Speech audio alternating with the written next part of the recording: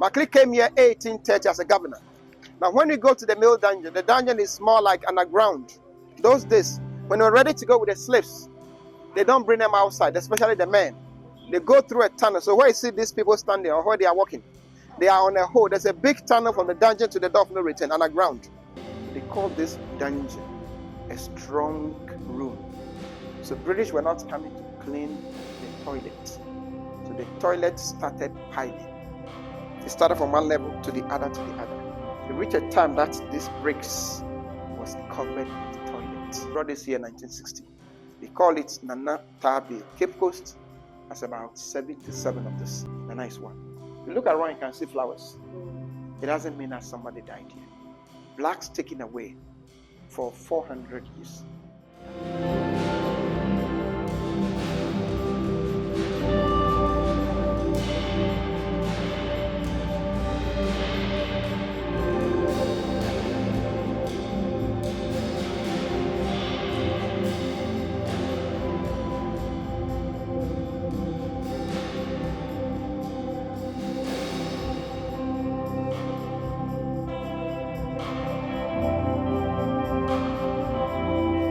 See the building at the top. That one is called Fort William. See the white one at the top. That one is called Fort William, which was built by the English. It was for their military. So military were there looking from around whether other whites were coming to fight them. So that was built to protect this building. And they were supported by all this cannon. The cannon was the backup. The one at the top. The name is Williams. We have some people in Ghana called Williams. That's the name of the fort, Fort Williams. Now we have some churches in the town. See the one with the cream color? That is Anglican church. But the church above the dungeon gave birth to this one. So this first Anglican church in Ghana. There's one with the green roof. That is Methodist church. And the Methodist church is a breakaway branch from the Anglican church. That's the first Methodist church in Ghana. This is called Downward Method. They even have insurance company called Downward Insurance. This is for the method. That one is for this church. We have some shops here. You see where the shops are now. All these rooms here then serve as the residence for the white soldiers. This was the residence for the white soldiers. Barracks. The one in the middle, there was kitchen where they prepared cho. You know cho food. This was kitchen. Let's go to the court.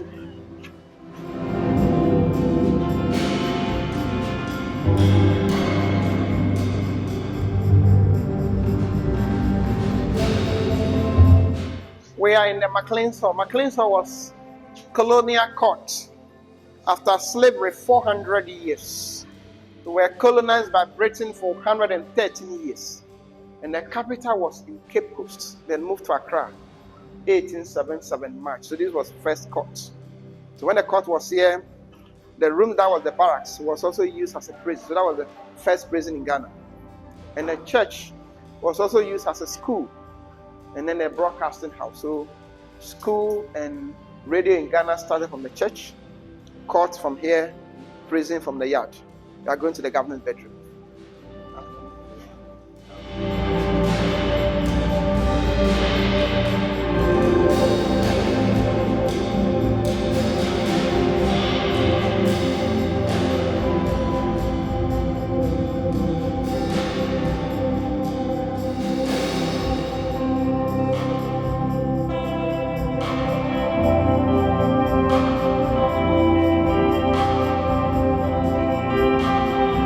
Europeans live at the top, but this is the governor's residence. The governor, one. He has no wife, no girlfriend, no children. Look at the living room. One person, 9 windows.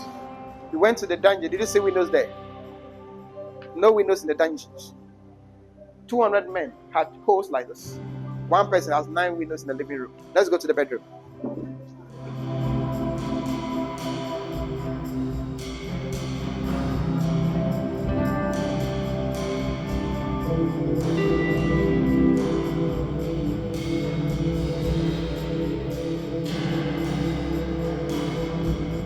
So that was the living room. We counted 9 windows. We are in the bedroom. How many windows can you see here? So 5 plus 9. There's additional 2 here. Compared to the dungeons. and tell me today, 21st century, 2025, how many windows do we have in our living rooms? Have you ever asked yourself that question? Okay. We have changed all of this floor. We've changed all this wood many, many times in windows and doors. As we go down to the door of no return, finally, after the door right, you see Governor's closet or wardrobe, his closet. So we're going down and see the door of no return and the female dungeon.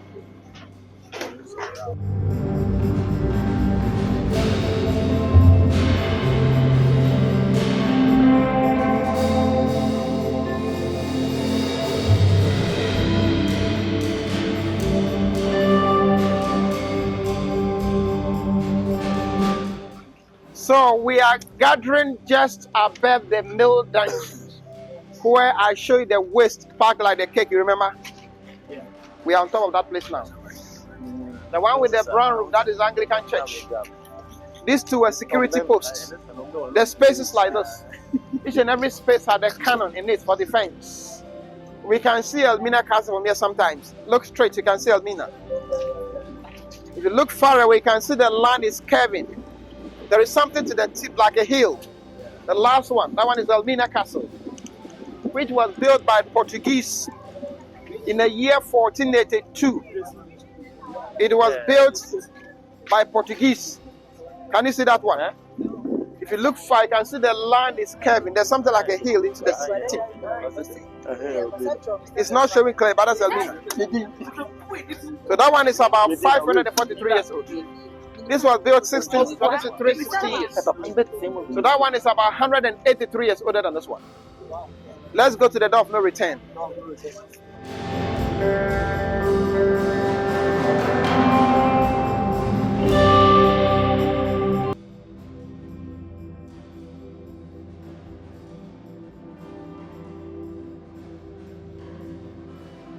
So this is where we were not long ago, where I said they do the celebration. Can you see? So from there, when they select them, the stronger slaves, they don't come outside. They go through a tunnel. There's a passage from there, all the way to the door of no return. So there's a big hole down here. Soon we shall see the door of no return. These are cannons from British. These ones are cannonballs, all for defense.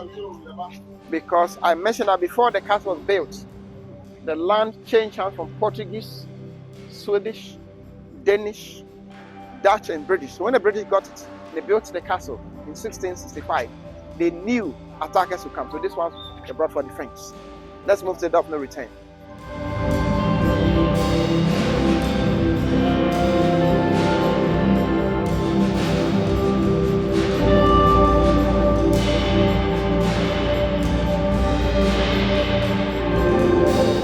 This was a monitoring point at that time where they monitor their movements. So just look at it, it's a big hole. Serious. So this was a monitoring point in the olden days. Wow.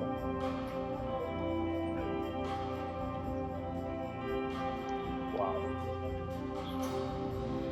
So let's go to the end.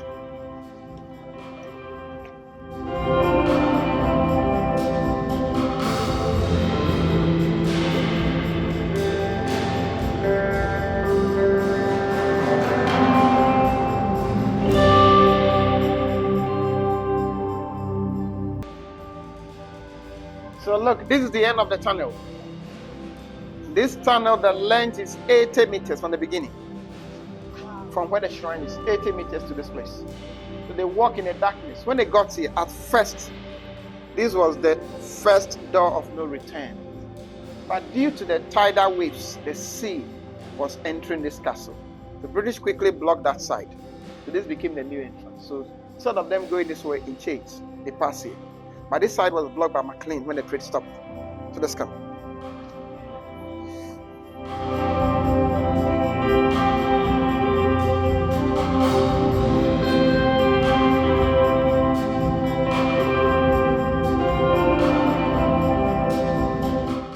Now, before we climbed, we entered a cell. You remember?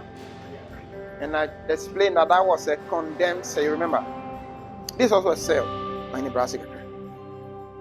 But this cell was built for some of the female slaves or captives. that the whites wanted to rape, and the women refused. The whites didn't come to Africa with their wives. Do you know why? Malaria. Mosquitoes kill the white people. At that time, to the extent that they named the coast of West Africa the white man's grave. So only men like us came. They left their wives like you in England to take care of their children. But British men who were here were adults and they were not priests. So they couldn't stay without women. So they raped the women like you. But sometimes, if they wanted to rape, women would be fighting. Those who refuse rape, they will lock them here. They are the door. They will stay for a whole week for punishment. They were doing that to break their spirit so that tomorrow when they want to rape you, what will you do? You allow them. You see a hole there, that was where they go to toilet. They pass food and water through this one. Once in a day, sometimes twice. Let's go to the female bench.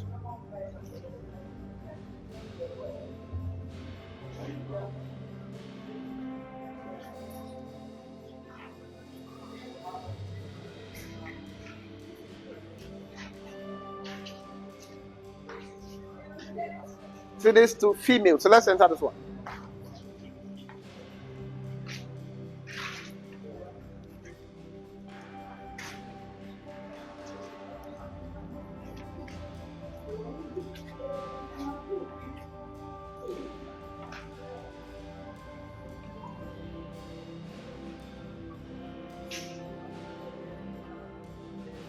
Mama ninja no so mo kamo. Ade a ka wasem ya mu de mani na achi. Monko. Ba mama stress. You see the darkness. Women were 300. 150 will be here. You can draw closer a bit. 150 here, 150 in there. But you might be wondering, why do they enslave women like you? Why do they enslave women? Because the Africans were taken to go and work for the white men on their, they were taken to go and work for the Europeans on their farms in the Americas and the Caribbean. So if we talk of weeding and harvesting sugar cane, cotton, tobacco, rice, men like us would have been the choice. But they added women like you. And the practical question is, do you know why? You've been before, so don't tell them. Do you know why they enslave women? If you know, do you also know?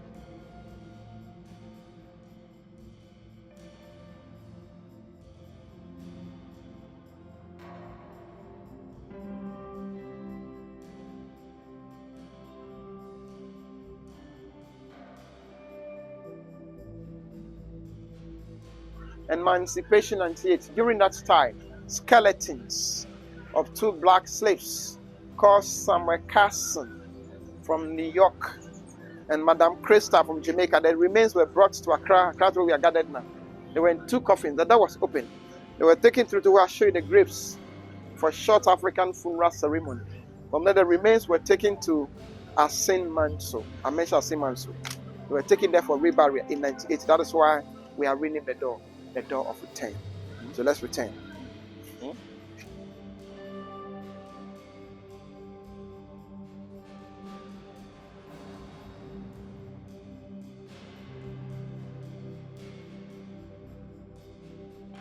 This Akwaba means welcome. It was originally to welcome Michelle Obama. Welcome Michelle Obama. Okay. Because Michelle's ancestors were taken from this castle to one of the Carolinas, one of the British colonies in the US, especially South Carolina. That was where Obama came in. So the day they returned, like we did now, the chiefs of this town unveiled this to welcome Michelle and the two girls. So this is Akwaba. So any question before I went and listen? So finally, if no questions, now we'll get the structure is 360 years old as we are ending. British started the construction 1665, but they built it using free and cheap African labor. They kept 1,300 people. Women were here 300, men were there 1,000. They stayed minimum 2 weeks to 3 months in the dungeons. 1860, everything ended. So this structure was used to colonize Ghana and other English colonies. And this is the youngest castle among the three because Elmina is the oldest. This one is on a UNESCO heritage site. That was done in 1979. And as we tour the dungeon this evening, brothers and sisters, it ought to be in the everlasting memory of the sufferings of our ancestors. We pray that those who died here should rest in perfect peace. And those who love to return should find their root. And may man never again, and I repeat, never again, be given that opportunity to commit such atrocities against his fellow human being. On this note, my name is Mark Tete, and we end our tour. Thank you for coming.